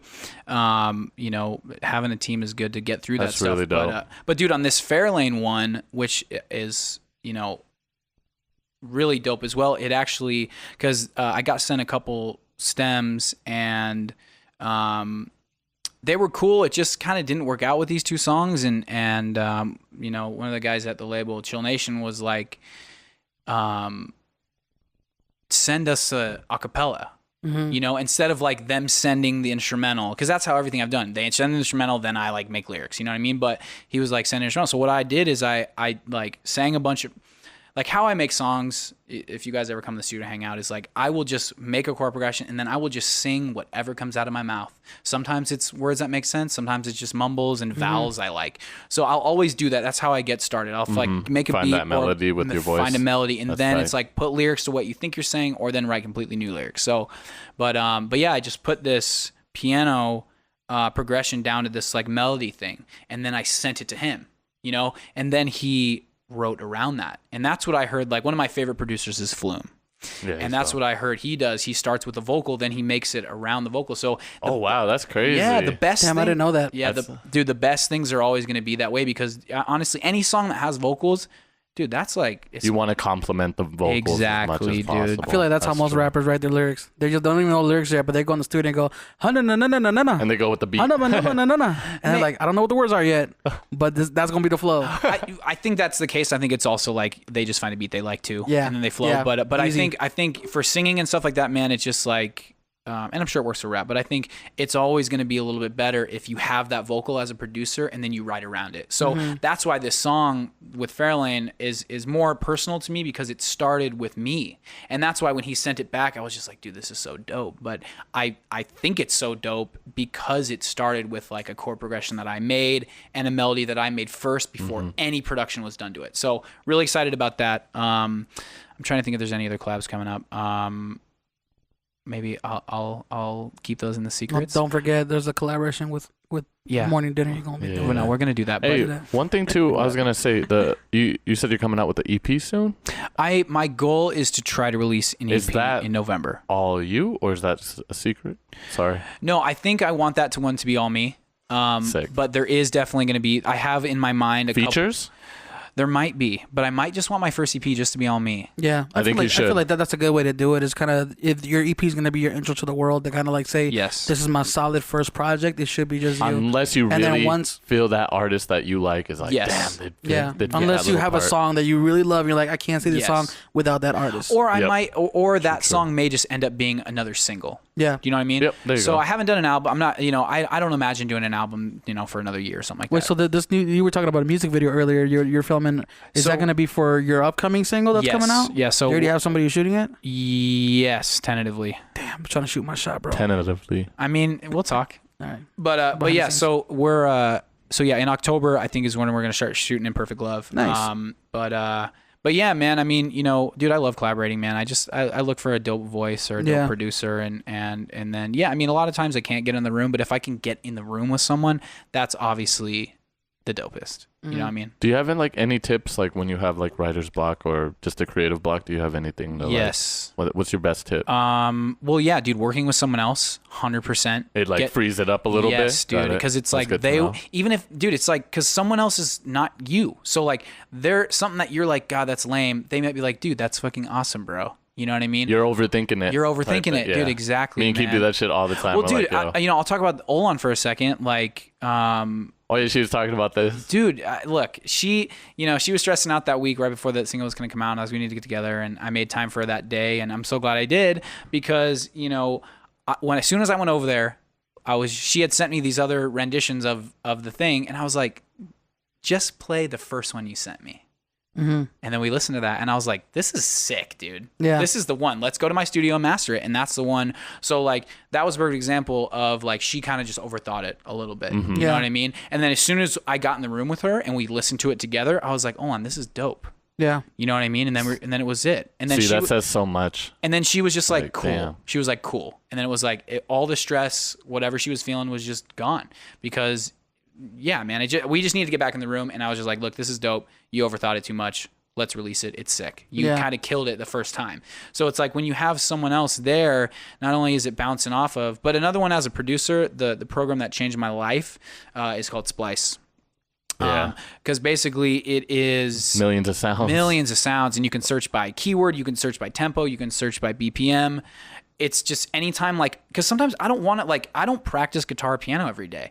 So like sometimes when I play guitar and piano, I play the same shit. Like I have like 5 songs in F sharp minor because I just love that key and my hands just go like right to it. And it's like, damn it. Dude, exactly though. So it's like, sometimes on like, there's been a song that I started on Splice where like, it was like these monks chanting, and most people would have gone past that sample and be like, how could I use that? But I liked this melody this monk was doing, and I cut it into this cool sample, and then I wrote a piano progression around that sample. And the piano progression that I wrote, it was a piano progression that I would have never written just sitting down and being like, okay, here we go, do whatever. Mm-hmm. You know what I mean? So like, and then sometimes I'll find a sick drum sample or a sick piano or whatever sample. Sometimes it's like, yeah, if I'm totally lost, I will just pick a tempo and I'll go on Splice and I'll just like search for samples. That's tight. Is that just for drafting, or is that for like a full blown track that you're probably gonna produce? Dude, I mean, both ways. When you say drafting, what do you mean? Like, do you ever use like templates to like kind of just start singing and then you'll fill it in with better sounds, or yeah, I mean, sometimes it's like, I mean, that'll usually be like when I start with piano or Rhodes. Mm-hmm. If it's Rhodes, I usually end up using it anyways because I just love the sound of Rhodes. Mm-hmm. It's like my favorite. If someone was like, "What's your favorite all-time sound that's an instrument?" It'd be Rhodes. Yeah, Rhodes has such a dope. Dude, it's just like, it's so sick. Like that mood of what the Rhodes sounds like, that electric keyboard, dude, I just love it. So, but yeah, sometimes if I start with piano or Rhodes, like I might change that sound. But yeah, sometimes, I mean, if I'm finding a dope sample in Splice, like I may just keep that shit. Yeah. You know what I mean? Mm-hmm. So. Damn, bro, I don't know if it's the Red Bull or what, but you're inspiring so many ideas in me right now, bro. For like things that I want to do in the future. It's just me, baby. That's what it is. Some shades, brother. Don't credit Red Bull. I mean, Red Bull gives you wings. It does give you wings. But this man gives you what's better wings? Super wings. I thought you were about to get super sexual. Gives you say, like, hard nipples. Ooh. God. No, but I was gonna say oh man, Chuck, you ruined everything. I was gonna say like you inspire me right now. Like I was just thinking about collaboration and how you were talking about how people overthink things and they complicate things and they make it more than what it is, and it ruins everything, right? Yeah. So I'm like thinking, I'm going back to me going back to like my photography and how sometimes I'll sit down with a photo and I'm editing, I'm like, and then I get an hour into it and then I'm doing too much and then I'm adding too much color and I'm ruining the image. And I see this done a lot. A lot of people take great images, but then they color them too much. They do all these crazy effects. They're trying to do something different, and it kind of, because photography is subjective, but I feel like sometimes it's overdone. Yes. And you just made me think like I should start a website or I should do this thing where I no longer edit my photos, but I make a website. You have to post it. I make a website called Free Raws. I don't know if this is like done yet, but if you make a website called Free Raws and you have a bunch of photographers on there and they just give away their raw images. Yeah. And they let everybody else edit them. I love But that. you don't touch it. That way everybody can kind of like put their perspective on your photo. That's dope, dude. Damn, I had to say it because I'm gonna forget it. And then when you pick one you like, they get a little small fee of that. Yeah, I love That'd that. be tight. I love that. Yeah, man, you get a little community That voting. should be for music as well. Yeah, for bro. everything creative. Mix, put up a song, mix this. Yeah. Or add to it or whatever. Yeah. I love that. Well, Splice is kind of like that too, because you can send. I think it's only with Ableton and Logic and a couple other programs, but you can literally upload your session to Splice. Your stems? Oh, your session. Yeah, the whole That's session, tight. dude. That's why it's sick, and they do remix contests and all that stuff. Like Ooh, literally, nice. dude, literally like the remix will like come as a whole Ableton session. Oh, that's so nice. Dude, a Splice is Wait, lit, so bro. you use Ableton primarily to produce? No. Okay. I have used Ableton in the past year because I do like it. The past Do you year use and a Pro half. Tools? No. My DAW that I've been in, God, it feels like 10 years now, is Cubase. Cubase. That's crazy. Yeah, Cubase. And I do use Damn. Ableton sometimes, but Cubase, yeah, man. Bro, because I was gonna say, I was listening to that song that you sent me, and it sounds. That's all Cubase. Bro, it sounds so good though. Like I think you, Chels, a couple of other Vegas artists. Like there's a certain small group of people that I listen to the music. I'm like, this isn't Vegas music to me. This is like bigger. You know what I mean? Like this. Yeah, I this sounds like I don't want to sound. I mean, shout out to Vegas. Yeah. But I don't want to sound like Yeah. a Vegas artist. Well, I don't mean it as in Vegas as a certain I'll sound, just say that. but I mean like this has the potential to reach. I could hear this on the radio in Miami. You know what I mean? appreciate Like that. I could hear this in Yeah. Dubai or something like. Your voice is crazy. Yeah. Yeah. I was like, Thank you shit, guys. man. Well, that's what I want to hear, Keem. Yeah, that's you know good, what I man. mean? Because I seen you live and he destroyed it. I was like, damn, out of everybody, I was like, All right, so we're actually running out Those of time fools. because Chuck has to head out pretty. yeah. Well, why can't Pretty- me and you stay? What's up? Because he does all the technicals. Oh, hey. I mean, Shutting shit, down dude, the if you podcast. want to, I can turn the HDMI around and you can we could just do that. You can hit 1 and 3. 1 and 3. Check if it let's, works. Let's see if it works real quick. Wait, so I'm 1 or he's 1? You're number 1. I'm number 1. Oh, I so knew then you you were would. Oh shit. Then you're number 3 then. No, right there. Go under. I don't think it. Sorry, guys. If y'all think and want to know what we're doing, we're I'm trying hitting- to figure out the HDMI switcher. I'm hitting 3, Three. bro. I'm hitting 2 and 3. Bro, you have to look at. You have to hit this. Did it? That's not very long range, is it? Am I not doing it right? Bruh. We're gonna ruin this podcast. Bruh, no, this podcast is lit no matter what. Oh, Hey, thank you. man. That's that positive thinking. I switched it just now. Okay. Here. Let me just keep talking. Chuck, I love you. Real quick, Love you man, too, dog. what's your most favorite conspiracy? Oh, yeah, I put that on there. Yeah, you did. Oh, shit. Well, damn, I don't know how far you want to dive into this rabbit hole, Keem, but Let's talk about being called the Earth being flat. we can talk about that, dude. I've done research on that. Oh, on the flat Earth? Oh, yeah. I'm curious. I posted a poll on my Instagram the other day, and I was like, "Ooh, Chuck's holding my hand. What's going on here? What's going on?" 1, Oh, you got it. 3. Sorry, guys. You got it. There we go. Haha, got it. Got it. Boom. Damn. Ooh, and now back to me. There we go. Oh, Cool. So I am now the master controller, man. You are the master What controller. was I saying? I posted a poll on Instagram the other day, Flat Earth and poll. I was I was kind of like just to get curious because I don't like saying I believe in flat Earth because I don't believe either side. I'm a very open-minded person. Me too. But I do say I posted a poll and I was like, well, would you guys be open to an open conversation about an open discussion or debate about the flat Earth? And the majority said no.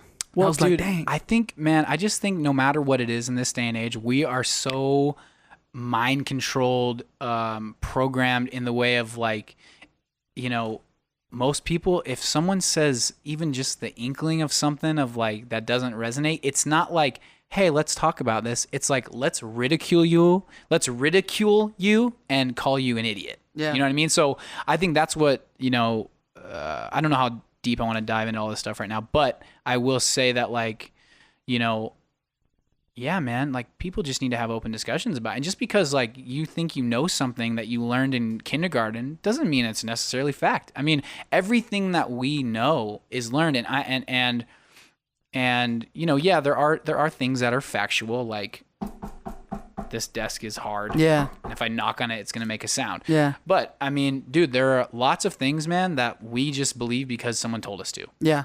I feel like that's everything, bro. It is, but I think, you know, whether it's spiritual or religion, I think even for me to just go there for 1 second, the only reason I believe what I believe, whether it's about God and creation or whatever, is because I've experienced things in my own life that make me believe that. But I think there are some other things where it's just like you were told that, you saw something, some scientist said this, and it's like, okay, cool. Like the flat earth is such an interesting one. It makes people so angry. And it's not that I It does, right? It's almost like it's almost like if you bring it up to somebody and they're like, "Don't insult my intelligence," right? Yeah. That seems to be the conversation that people go towards. All I will say is this, man, is there's some questionable things. Like, look, at the end of the day, man, I mean, I'll throw out a huge one. It's like, you know, I've never been in a rocket ship. How do I know that I can even leave Earth? Yeah. Do you know what I mean? Like, that's a crazy one too to say, and probably people will you know, hate on this, but it's like, dude, I don't even necessarily know for a fact that, you know, there's not some crazy dome over us, or we can't even get out, or space is real or not. You know what I mean? And that seems like crazy to say, but it's like, at the end of the day, you can show me. I mean, dude, look at every single space movie. It's like, how real do they make that look? How real do you think, you know, like, how much do movies cost? Yeah. You know, a couple $100 million. How much is the budget of, you know, NASA or whoever? Yeah, that's one of the things that's one of the things that I always brought up, man. And it's not a conspiracy thing, but it's also like, for the amount of money that NASA gets, I mean, how much money are they raking in, like, dude, from government it's like funding? $1 billion a month or something, dude. It's some crazy number. And it's dude. like, okay, so what you're telling me, we haven't been to the moon since the original explorations. And and by the way, we also don't have that technology anymore because we destroyed it. Well, dude, and I mean, the simplest one I can say about that is, like, there's a video of, like, NASA. They say, like, you know, there's the Van Allen belts, and they're like, yeah, we can only go in low Earth orbit. Like, we're still working how to get past the Van Allen belts. And it's like, okay, they just released this video in the last couple of years. It's like, how are you going to say that and then say, like, well, we figured it out back in 1969, but we can't figure it out now? It's like, hey, dude, come on. You guys know that technology that we use? Yeah, well, you know, the technology we have now, it's not as good. Well, and they say they lost it. They're like, all the telemetry data is lost. Yeah. Like, whose job was that? Yeah. It just doesn't. There's so many things, man, that make you question things, and it's like, it's a conspiracy theory is what dream, bro. You know, dude. I mean, it's. I don't even like to call it conspiracy. I just like. I'm just curious, man, and I do want to know, like, what the truths are in the world. Yeah. You know, we don't. Like I said, we could go down a huge rabbit hole for hours about this, but I will just say, this is what I will say to everybody, man. Just be curious. Yeah. And be open-minded. And be open-minded, and man. Question everything. And question everything, dude. And yeah, man. It's just like, are you out, Chuck? I love you guys. I love you, bro. Thank you, Zach. Yeah, bro. I would put the camera on Chuck, but he's actually taking his camera with him. He's got to go shoot. Thank y'all for tuning in. We're out. No, hey, hold on, real quick. How do I end the live stream if I want to end it? Just stop streaming. And okay, I gotta go. Okay. Stop recording. For sure. Wait. All right, later, man. Lock the door on your way out, bro. Wait. So, what's your personal favorite conspiracy theory, though? I do like the flat Earth one. Okay, that's a pretty big one too. That is a big one. That's like the mother of conspiracy theories. I just looked into that one for so long, and yeah, there was some stuff that I found where I was like, okay, that's weird, you know, and yeah, I don't believe 100% one way or the other. Yeah. But there are some definite huge questions I have. You want to know why though? Like one of the biggest, like the hardest things in believing the whole. Believing the whole flat Earth thing is that a lot of the people that are fighting for that debate, they have a lot of crazy views too. You know what I mean? Like, well, dude, and I think there's a thing, and what people need to understand is there's a thing called controlled opposition. So, like, they say the Flat Earth Society is controlled opposition. So they have some crazy things like the Earth is a disc and it's moving upwards. Yeah, and that's what accounts for gravity. So, like, when people hear that, they're like, "That's retarded." I don't think that's true. So, like, I think you got to understand. I mean, even you could say Alex Jones, Infowars. He's controlled opposition, and there's so much speculation that he used to be some other comedian that supposedly died, but it's probably him. Really? I can't remember what his name is, but yeah, go look it up. I'm going to. But yeah, man. So, like, you know, there's people set in place when I feel like when the powers that be realize that, you know, there is something going on, you know, like, okay, like people are starting to realize this, then they put one of their own agents in to kind of like muddy the whole waters. Yeah. And they say shit that makes the whole community look retarded. Yeah. And I think that happens in a lot of different things. I mean, you know, I'm fine with talking about the flat Earth one just because it's not as personal as some other ones. Yeah. So, but you have to disclaim it though. For people out there, like, I'm not saying I believe it. No, dude. I'm just curious, man. And I will just say because man, when someone brought that up, I was like, okay, I did a lot of research on it. You know what I mean? And I would just say there were some questions that just didn't make sense to me, and there's still questions that I want answered. But yeah, man, I just think, I think there's a lot of evil in this world, and not that I focus on that. Yeah. But yeah, it's scary when you really dive into like the truth of things, whether it be the food, the culture, one of the things too, like one of my buddies was telling me he's big into conspiracies is because he's doing intermittent fasting right now, and he's trying to do it a little bit. And he's kind of like he only eats once a day. Yeah. And he in that 20-minute period, so you could technically say he does 24-hour intermittent fasting, and he doesn't he doesn't drink, he doesn't smoke or anything like that, but he's going on that path of enlightenment. And when I told him, like, bro, like, how do you only eat once a day? And then he started telling me, well, the whole thing that you're being told where you have to eat 3 days, or 3 times a day or 5 times a day, little small meals, because that's all marketing. Keem, I only ate like once. I ate like 2 little things yesterday. I had like a little something, and then I had a smoothie, and I haven't eaten since yesterday, and I feel okay. Yeah. But it's the thing I mean, think about it, dude. Who are the people telling you to eat 3 meals a day, or that breakfast is the most important meal? Is these sugary, terrible cereals and like stuff? You know what I mean? So it's kind of like how we used to grow up, and they used to tell you you got to eat, or you got to make sure you drink your milk and get those strong bones. Oh, dude, and there's been so much research that milk is bad for your bones, and people that drink too much milk, they get osteoporosis and all that stuff, man. Oh yeah.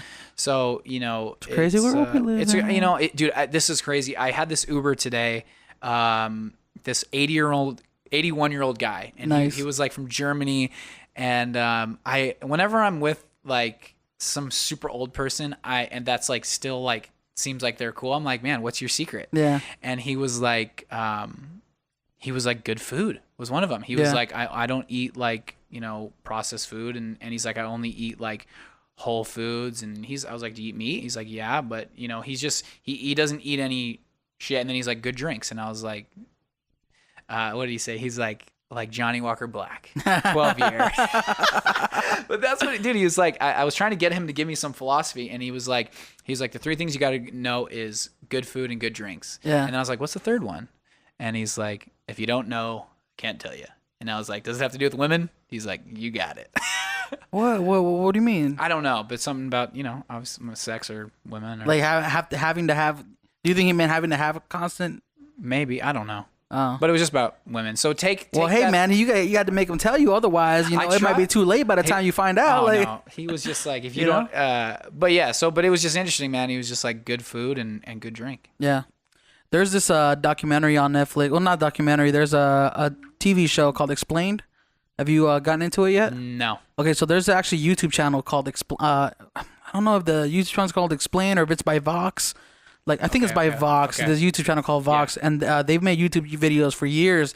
Like, that kind of like Vice, how they do like half an hour or 1 hour videos, and they dive deep into like this culture or this topic. Well, they did one on aging and how they're actually like trying to increase how much older people are getting, and how back in the day, the average lifespan was 30 or 40 years, and then now we've extended it to about 60, 70, and then in some countries like overseas, the average age is actually like 15 years more than it is in the United States, and they brought it down to the fact that it's about what you eat. Dude, I think, look, I think you're either healing yourself with the food or you're poisoning yourself. Yeah. At the end of the day, if you really think about it, and I don't know, who was the guy on the last, who was here earlier? Joe Vargas. So he said something, God, what did he say? Oh my God. You got to talk into that microphone, bro. I know. Oh yeah. And this is something that I say. It's either, I think everything in life, it kind of, it's like a plant is what he said, I think. Mm-hmm. And things are either growing or they're dying. There's no it's not like when you see a plant, it's not like, oh, it's just like it's either growing still, right? Or it's dying. You know what I mean? So I think, I relate that to like knowledge, and you always gotta be learning, because I think as soon as you say like I know that, that's when people start surpassing you, and yeah, you start dying as a person. But I think, yeah, dude, it's with the food. It's, man, you're either healing your body and doing good, or you're poisoning yourself. And yeah, man, I think, yeah, dude, just nowadays it's I think, no one wants to believe like we're being programmed, we're being poisoned, we are being lied to, but because it goes against everything they know. Well, exactly, and I think that's what terrifies people, and I think it takes a certain individual, and you individuals out there, you're my people. You too, Keem. Yeah, dude, it's like you got to be open-minded, man. Yeah. And but it's also just a curiosity of just like, man, I want to know what the truths are. Like, I want to, I was listening to this Eddie, you know who Eddie Bravo is? Oh yeah. Oh, Eddie Bravo, man. And he was talking about how like I think he was on Theo Von's podcast, and he was talking about how since we're kids, we're trained that, space, right? You get all these the Star Wars movies, or you get just all these space movies, dinosaur movies, and you're trained from a kid that like, oh yeah, dinosaurs died 65 million years ago. You got to drink milk. If you want to grow up to be an astronaut one of these days, like all these things that you're being trained as a kid, right? Yes. To the point where you can become an adult, you're 20, 25 years old, and you're being told it's not that way. You're like, oh, you're automatically crazy. It's not even a fact that you're willing to entertain. It's kind of like you telling me, oh, did you know Mexico doesn't really exist? What are you talking about? I grew up my whole life in Mexico. You know what I mean? You can't tell me that. Like, I know it. I know it for a fact. You know what I mean? Like, it becomes a fact for them. So. Well, yeah, and I think even a lot of if you boil not most, but if you boil many scientific theories down, it's a theory still, bro. Oh yeah. And easy, the theory of evolution, everything. Dude, yeah, man. And I think people are so it's funny because a lot of those people, are really against religion, but what a lot of people have made science into is a religion. Mm-hmm. You know what I mean? So it's interesting. Most people who believe in science are more religious than people who are quote unquote religious. Yeah. It's interesting, man. So I feel that, man. I'm just curious, dude. I just, I've dived too deep sometimes, whether it was like Illuminati or evil or satanic. I think that's where everybody. But it's just like, dude, it's scary. And I think what, and it's interesting, man. It's because like I feel like a lot of what powers that be, they're trying to. It's not that it's trying to like promote evil or something like that, but it's more about like no God. But I think in like the powers that be, it's like, they do believe in like, good and evil and the powers that be, and a lot of that is more, towards the dark side of it. And yeah, man, there's a lot of scary shit, dude. You know what I mean? Whether I don't even want to go there. That's a big rabbit hole. We could spend another 2 hours on the podcast. But yeah, I just think, bro, like people should know, like, there is evil in this world, and as much as you don't want to think, it's out to mess with you as a person or kill you, or it is, man. So like, I try to think and be aware of it and aware of my own, because I mean, at the end of the day, all you can control is you. And I think, being aware of it, I think awareness is the first step to changing anything in your life. You got to be self-aware, or aware of your surroundings. But man, you just gotta, as soon as you're aware of whatever evil's in the world, it's like, man, you gotta do whatever you can to be the best that you can be, and then through that, like, help people around you and be a positive thing, man. Because it's like, yeah, dude, there's a lot. I feel like knowing is kind of, I would say, half the battle, but it's not, because even if you know, doing is the other like 99%, right? So knowing is 1% of the battle, but really like doing is 99% of the battle. Like I know for a fact that, I need to change my eating habits right now, because I used to do keto, and I dropped a shit ton of weight, bro. Yeah. Like I went from 380 to 300 pounds on keto. I was also working out and everything, but I attribute the weight loss to keto. And I know that one day I want to become vegan. I want to do that because it's interesting, bro. Because it's funny because I was vegan for a lot of last year, and how'd you like it? Dude, it was fine. I think in Vegas there's enough things to like satiate that. But dude, I will just say this: I've actually found the other side of it, where it's like the powers that be are trying to make everyone vegan, because at the end of the day, veganism will make you sick. So it's interesting, man. It's like You think veganism will make you sick? Dude, no. I don't know, but I'm just saying I've heard that side of it too, where it's like there's been people who are like advocate vegans where they had to start eating meat again because it was messing with them. Yeah. So that was something very new to me that I just kind of like heard about in the last couple of weeks. But yeah, I was vegan. Then I went back to, eating meat. I would say this, man. I would say where I'm at now, because I am back to eating meat, and I did feel good about being vegan. And honestly, that documentary on Netflix is what kind of sparked that. But then it's like, okay, if Netflix is kind of almost a part of the powers that be, why do they promote this a lot? I don't know. So I'm like, it's weird. Like, you know what I'm saying? So it's interesting. So what I would say is this, man. I would say, if everybody in the world could eat a little bit less meat, it would be helpful for everybody. Not only for you as a person, but the world at large. Because yes, the meat industry, does a lot of damage to the environment. So I would say this, even to go back to the 81-year-old guy, it's like, eat whole foods, man. And then like, don't eat red meat every day. Yeah. It's like, if you want to have some chicken or some red meat or some pork or some fish every once in a while, I think it's okay. But I think it's the overconsumption of all these things. It's one of the things that Chuck always talks about, and he's like one of the first person to put me onto it is moderation. It's terrible to drink soda, but once in a while it may not do anything to you. You know what I mean? As opposed to you drink 3, 4, 5 cans a day, then you're talking about maybe getting cancer. Well, or kidney stones or whatever, bro. I mean, it's just like it is about moderation, and I've been trying to put more focus on health lately too. I kind of recently started working out too, and it's interesting, man. It's like, because I was vegan and now I'm back. It's my mindset now is just like, what's healthy. Mm-hmm. Everyone does. Yeah. Do you know what I mean? So it's just like, as long as you just like eat what is healthy, whole foods, like, good proteins, good fats, and then like you don't overindulge, and then you try to like be as active as you can. And I think intermittent fasting, there's it is important, and your body gets to the ketosis where it's like you're burning fat, because as soon as you wake up and you put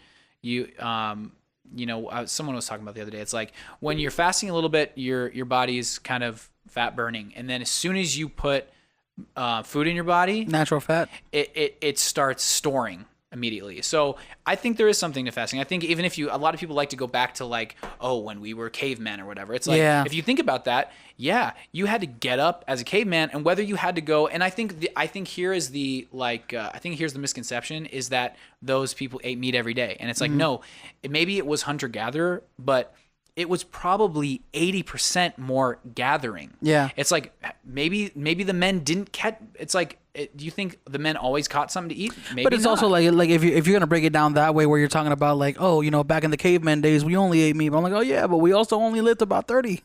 You know what I mean? Like, there you go, dude. You gotta look at the entire thing. Exactly. And I think it was a lot more gathering. I think, man, it's, so it's like, it's not that we just ate meat. And I think, but what I was going to say is when whatever, you're in a tribe or you're a caveman, you had to get up and like, maybe you had to hunt for 5-6 hours or gather for 5-6 hours with the whole crew before you guys ate at the end of the day. You know what I mean? So it wasn't like, it maybe wasn't always like you got up and you had a meal. You know what I mean? You had to like work for it. So I think that's a part of it too. And I think honestly, man, for millennia, bro, as long as you think the world has been around, dude, there's a huge, fasting goes back forever, man. Yeah. And I think even when people got sick a long time ago, they would put, these sick people in like a tent, and then without food, and through that process, like, your body knows how to heal itself, and when it can only heal itself when it's not constantly being fed, so yeah, man. I mean, I love talking about all this stuff, and I think health is such an interesting thing. I just think at the end of the day, like, I'll talk about this conspiracy is the medical field. Like, we're not in a community of curing anything. We're in a society of treating. So, dude, it's like, instead of putting, it's like, stop taking pills. Just put like good food in your body. Yeah. You know what I mean? So that's what I always preach to my family is like, I explain it to them kind of like this, like, think about a big company like Netflix. Would they rather charge you $100 to use their service, or would they rather collect their $9.99 a month? You know what I mean? Exactly, bro. And that's exactly how they're like, come back for your prescription, subscription. Yeah.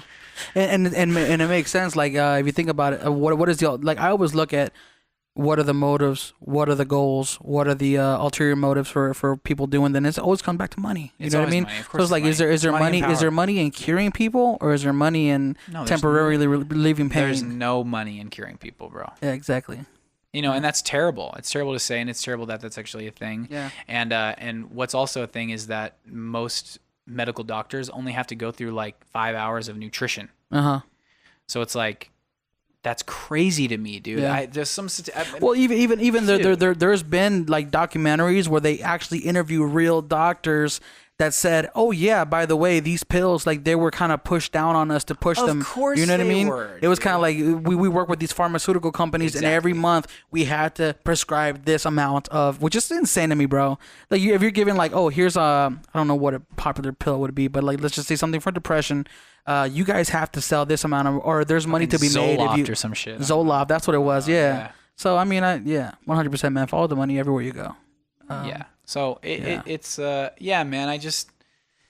I think what I hope for the world is just like people just open their eyes more and they see it, because if everyone realizes what's going on and everyone, you know, figured out like, hey, like, wow, like this shit's messed up. Yeah. Then maybe some real change would happen. But you know,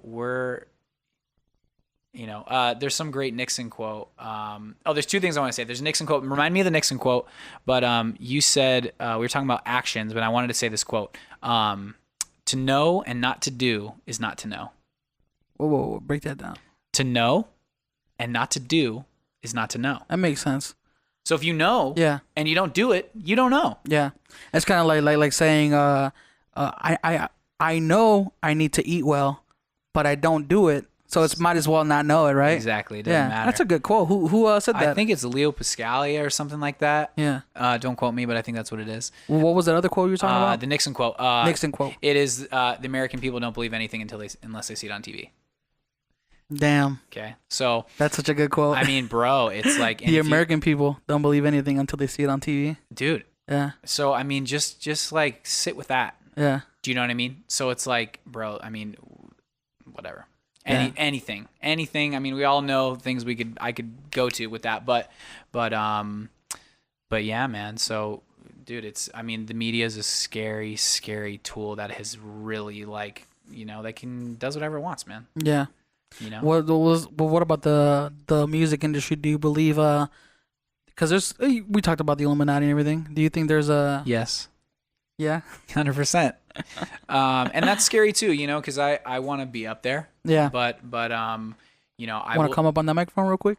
I will. I will just say, man. I mean, look, yeah. There's a lot of evil in, you know, the Hollywood entertainment industry, and you know, hold me to this, Keem. Mm-hmm. But as I continue to, you know, have more success, my main goal is, you know, along with everything, man, is to not only stay true to myself, but to not compromise, man. And, you know, I pray to God that I'm not in situations where I have to, because I don't want to, man. I don't want to compromise. I don't want to, you know, I've seen countless celebrities say, like, I sold my soul. Mm-hmm. And I never want to say that. Yeah. You know, and they may mean it, how do you say, metaphorically, but you know, but it might be, you know what they mean when they say they sold their soul. They did what they wouldn't ordinarily have done. Yeah, but who knows, man? It could be literal.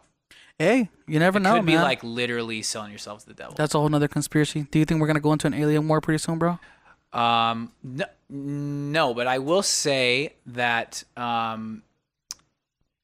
why do you think we have been so programmed to, like, believe in aliens? You know what I mean? It's because if the powers that be wanted to take over, just make it look like an alien invasion. Yeah. Do you know what I'm saying? That's one of the things that does kind of the biggest push for that conspiracy is they're saying, you know, what's the best way to kind of unite the world into a one world government, right? I mean, and it's a proven fact. Nothing unites people more than a fear of something else. You know what I mean? Like another entity. You know, why do Americans come together when a terrorist attack happens? Or, you know, why do they feel a certain way towards a certain race of people? Because they're together now. Like the you know, blacks, whites, Mexicans, all that. We're Americans now.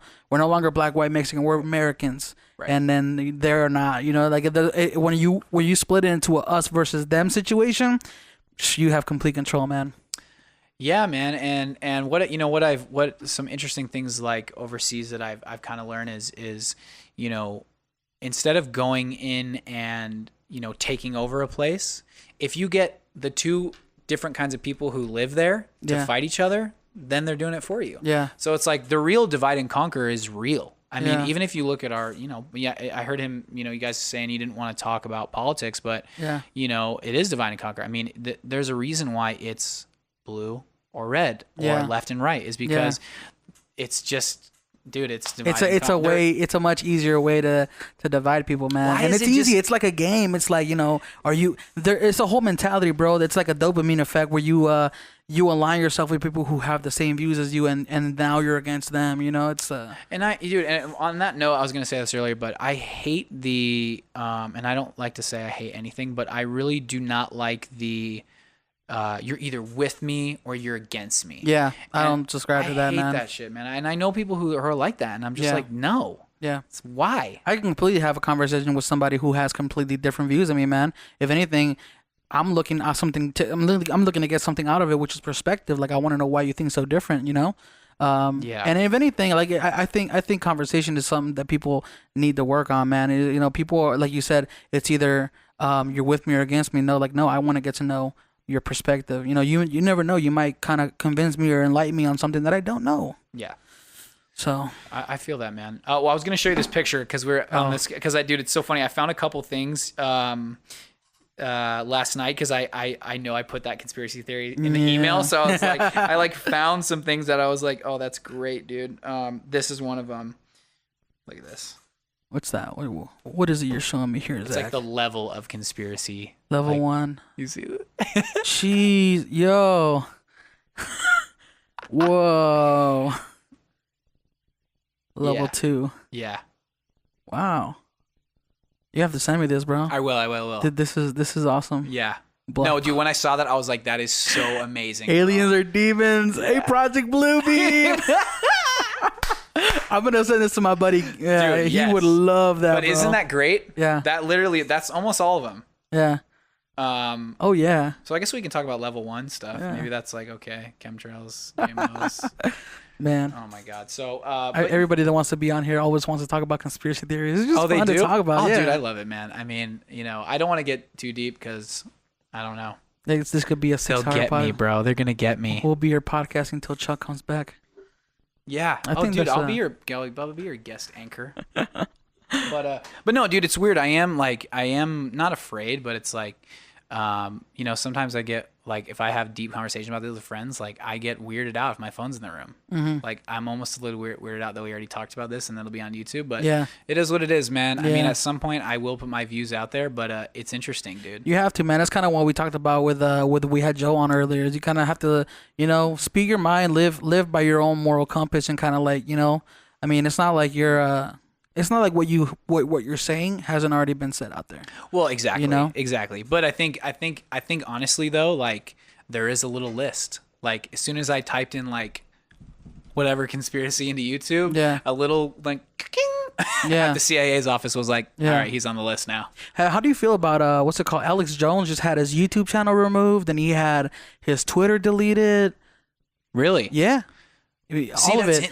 That's interesting because, like I said, I think there's a huge thing of that he's controlled opposition. Like, but I don't know. It I have to messes look me into up. that. It messes me up psychologically because I'm starting to think like, whoa, thought we had freedom of speech here, man. Well, we What's do and we going on? don't. We do and we don't because if you go and talk to or you've watched any videos of, big conspiracy like video people on Yeah. YouTube, dude, they have videos taken down all the time, man. Yeah. Whether it's about whatever conspiracy. So Yeah. yeah, man. I mean, and they'll flag it as whatever. Yeah.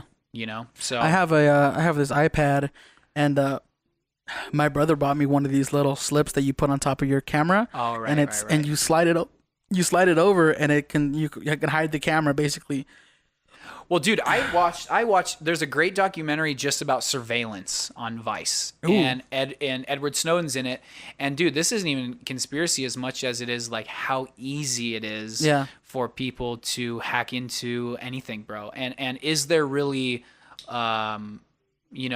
I can't remember what it was called, but like, journal, like dark journalism of like being with someone and it being completely private. Yeah. You know what I'm saying? Yeah. I don't know what it's called, but that is a great documentary that Vice did. It's about how easy it is for people to get on your phone, to turn on your computer, on your webcam. It's scary easy, dude. I love Vice documentaries, man. They've done so many. No, I've looked. Always said like if I ever had to work if I ever left my current job and had to go work for like another job, like I feel like the next level for me would be working for Vice. Like I'm one of those teams. Vice I feel like it's so fun. I agree, man. I think Vice. I mean, I'm sure there's other networks like Vice, but Vice is like the biggest one. And they just talk about things and cover things that like just no one else kind of does, man. Yeah. Yeah, dude.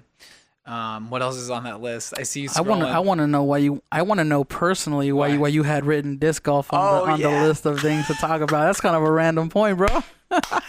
Well, yeah, man. I mean, obviously we've talked about music, but I think it's cool to like talk about other things that I like. Obviously conspiracy is one of those. Yeah. Or truth seeking. But no, disc golf is my other passion, man. I used to be a skater kid. Like when I was 13 or whatever, like literally the choice was, do I want to be a pro skater or do I want to do music? Yeah. Oh, it was that big. That big of a. Oh yeah. Wow. And then I was just like, yeah, music. Music's not only going to be more fun, but I'm going to have to hurt myself way less. Yeah. Because, dude, I see it, man. I mean, shout out to all the pro skaters right now, but it's like, dude, there is fools doing some crazy stuff, man. Yeah.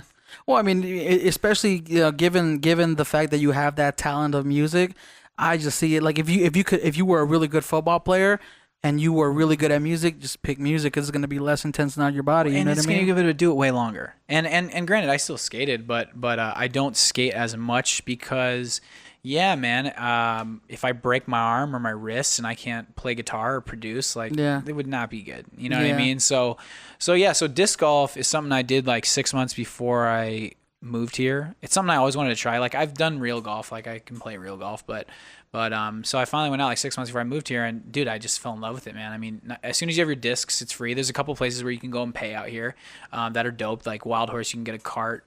North Las Vegas, it's $6, and you can play at night under the lights. It's dope, man. I gotta go there, man. So yeah, I'm a part of the LVDGC, which is the Las Vegas Disc Golf Club. They have monthly bag tags. They have doubles things every week, which is where you you pay $6, you draw a random partner, and you can win money. And if you get an ace, there's an ace spot. Like, dude, it's awesome, man. It's like, it's the one thing that it has like not only like a competition element. I'm super competitive. Yeah. So mostly, I mean, I'm nice, but yeah, when I'm playing sports, like, dude, I'm like, I want to win.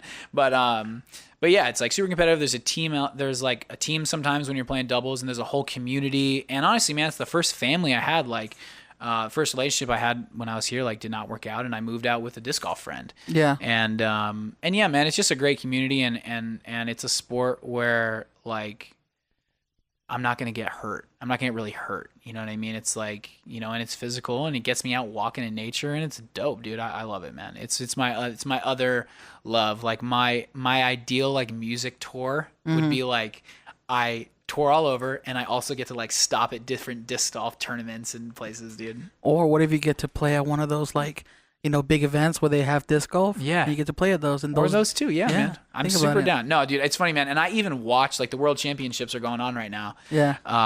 They have World Championships for it. Oh, dude, it's huge, man. It's you gotta open my mind up to this stuff, man. Dude, I've never heard of it. It's cool, man. I mean, the big players are like Ricky Wysocki, Paul Macbeth. Those are probably the two major ones in the last couple of years. But wait, so what was it that got you interested in disc golf? Like, if I can ask. Well, I knew about it from high school. Like, I think there was like a disc golf club. I never went and played, but I talked to the dude, and then I was working with someone, and they're like, "Yeah, we're gonna go," and I went, and dude, I just got hooked. It's just fun throwing the disc, and like when you make like a 100-foot putt or something like that. Like, you know what a disc golf basket looks like? No. Well, one of the things I was gonna ask is because I don't know what disc golf looks like, but is it physically like intensive? Is it like something you got to really use your body for? So you do a couple steps into a throw. There's like a backhand throw. There's a forehanded throw. It's not super physical, but like it's not physical contact though, right? No, Okay. no. It's like golf, dude. Okay. So instead of like a golf swing, Yeah. it's like you're throwing a disc, like a frisbee. You know what I mean? Yeah. It's basically frisbee golf, but Yeah. they're not really frisbees. They're called discs, but that's Yeah. what it is. It's frisbee golf. Oh, okay. Okay, now I'm starting to get You got it? a better picture of what it looks like. So the baskets, the holes are baskets. So it's like this little round thing with like these chains that hang down and catch the disc. Yeah. So How big are the discs? I want to say they're like 7 inches, something like that. Oh, about the size of a tortilla. Yeah, exactly. But yeah, there's different ones, like just how you have drivers and putters for golf, like there's the same thing with disc golf. So yeah, man, it's cool, dude. Actually, I watch it too. Like I follow it. It's cool, man. I mean, until you get out there and play or you watch it, like, you know, it sounds like this weird thing, but it's awesome, man. There's a whole community around it. Like it's huge around the world. And yeah, man, it's like most people probably wouldn't think that, but I used to, before I moved to Vegas, I wanted to get in some kind of just league thing. Cause I used to skate all the time. So I wanted something that was community, like some kind of league. I wanted to get a basketball league, but it's like, dude, you could hurt yourself so bad in basketball. So disc golf just kind of just satiated all the things I wanted about skateboarding and sports all together in something that's like, you know, a community thing where I'm not going to hurt myself. So like super grateful for it, man. It's like, it's definitely my other love and passion. And dude, it's just fun, dude. Yeah. I feel like for a lot of people who are creative and they're in that field of like making music or photography or whatever it is, they need to have a hobby, man. You got to have something that is outside of that, because your passion, you know, there's people out there who say like, oh, all I want to do is music, and that's all I want to worry about. But it's like, no, you got to feed that other part of your brain that distracts from that aspect, you know what I mean, and kind of have something else that also makes you happy and you can take a break from. Yeah, and I don't think you know, music and art are interesting, man. I don't think you can consistently make good art unless you go live and you have experiences to make art about. Yeah. And you definitely need to have something that's just like a sport or something active or something like that's different, that takes your mind away from it, where you can just be free, whether it's like running or hiking or some sport or golf or whatever, dude. I think it's extremely important, man. Yeah. You know, and you know, to be well-rounded, man. It's like, no, I don't want it, dude. Like, I don't want to make music 24/7. So then that's kind of a good place to end it. Well, one of the last questions I had for you was, bringing it back to your music. Yeah. How do you feel, or how do you want your music to help the world at large? Yeah, man. You know, I kind of already touched on it a little bit with the Lone Song. I just, you know, my biggest aspirations when I think about being successful in music are, you know, I think about playing huge shows. You know, like whether it's headlining Coachella or Glastonbury or huge festivals, or being able to play a stadium or something like that. You know, so to touch on that for a second, it's like, yeah, man, you know, to have events where, you know, let's just say it's 100,000 people came to see me, and, you know, just that many people being able to have this positive, like, memory, like, life milestone experience of, like, coming to see music, and, like, I can, you know, be this outlet for people, and that's amazing, man. I don't. There's only two things that can draw that much, is, I guess you could say, sports, politics, and music. Yeah. Where that many people will come out and stand next to each other that they don't know. But yeah, on a massive level, man, you know, I wanna turn my music career, you know, I want to also be a producer and a songwriter, and I am that anyways. But yeah, man, I want to get to a level of power and influence where, yeah, my views, you know, can touch and help people, and where I have enough money to, you know, invest in younger creators that have positive things to give the world, man. And yeah, you know, I want to, you know, bring up the people around me, and I want to help in any way I can other people that are not only trying to do similar things, but that are doing, whether it's not even in music, whether it's, you know, inventions or companies. I want to get to the level where I can help, you know, things that are pushing the world forward in a positive way. And yeah, I also want to, you know, spread my philosophy of whether it's positivity or being open-minded or be aware or yeah, man, I just think, you know, or just being a place to tell people they're awesome and I love you, and, like, you know, don't give up and keep going and keep dreaming, and don't let, you know, whoever around you that's negative bring you down. Yeah. So yeah, man, I definitely definitely, it's not, music is what I love, and it's what I feel like that is my superpower to get where I want to be. You know what I mean? Mm-hmm. But once I'm whatever there or something, I want to take whatever power and influence I have from music and help spread it, in whatever way I can positively, man. Cause I think we're only on this earth, my buddy, I just heard someone say today, we all have an expiration date, man. So before that expiration date, happens, man, I want to leave a mark in this world, man. And I want it to be a positive mark. That's a good mindset to have, man. It's kind of like the whole aspire to inspire thing, and making sure that whatever you do is kind of outside of yourself and not just for yourself. And I think music is a good avenue for that, man. Yeah, I just think there's too many. Look, there's enough artists who just talk about money and bitches or whatever, dude. Yep. They're just all about themselves, and they're causing whatever disarray, but and that are hurting the culture, maybe, but yeah, I don't want to be I don't want to be like that. I want to be an artist that writes about things that are real and that come from a true place of integrity, because that's how I want to be, and I want to spread integrity and kindness, humility, gratitude, and faith, and whether it's faith in something bigger than yourself, or faith in yourself and all that stuff, man. Yeah, that's a pretty good point, man. Yeah. I want to kind of wrap it up and tell people, man, thank you so much for being on. Dude, no problem. I really appreciate it. But we're going to go ahead and put all your information down below. Cool. In the show notes and the description and everything for YouTube and everything for the podcast. But also, do you want to tell people where to find you and, kind of get in contact with you? Yeah. So on Instagram and Twitter, I'm at Zack Gray, ZackGray. On Facebook, my band page profile is Zack Gray Music. My email is zackgraymusic@gmail.com. My website is zackgraymusic.com. What else is there? SoundCloud @Zack Gray. I'm either Zack Gray or Zack Gray Music on everything. If you Google me, you'll find it. Just make sure you spell it ZACKGRAY. Yeah, I'm like, we were butchering it earlier, man. Jeez. But it's so cool that you have that as your Instagram handle, and that's kind of like your name and everything. Dude. But like, man, there's so many ways to spell it. Somebody has to, I know, dude, and it's funny. Man. I feel very lucky to have that, and when I first got it, I wasn't thinking I was gonna be a solo artist, so I feel very grateful and blessed that I have those two things, man. Thank you for being on, man. I really appreciate it, man. And we're gonna have you back on and kind of talk about more in-depth things as far as conspiracies, because I feel like that could be a whole episode on its own. Dude, I'm super down. And then half of it will be trying to whisper again. Oh yeah, we got to do that whisper podcast. Dude, that was so hard to keep it serious, bro. Well, I think I'm gonna end it on that note, guys. Thank you guys for tuning in. Appreciate it. And we'll catch you guys on the next morning dinner. See you guys. Bye. Every time I come in the kitchen, you in the kitchen, in the goddamn refrigerator. I sure am hungry. Thank you guys for watching that last episode of the Morning Dinner Podcast. If you like that episode, click right over here somewhere. I actually have a placeholder on this little monitor I'm watching right here. Click right over here if you want to watch our previous episodes. They're freaking magically delicious, like the Tricks Are for Kids kind of thing, you know what I'm saying? And if you want to subscribe to our YouTube channel, you totally can. You just got to click right over here. This little glorious little round vesticle of a button. You can click that, subscribe. If you don't, though, it's completely free. Feel free to dislike. We need the engagement anyway. So catch you guys in the next one.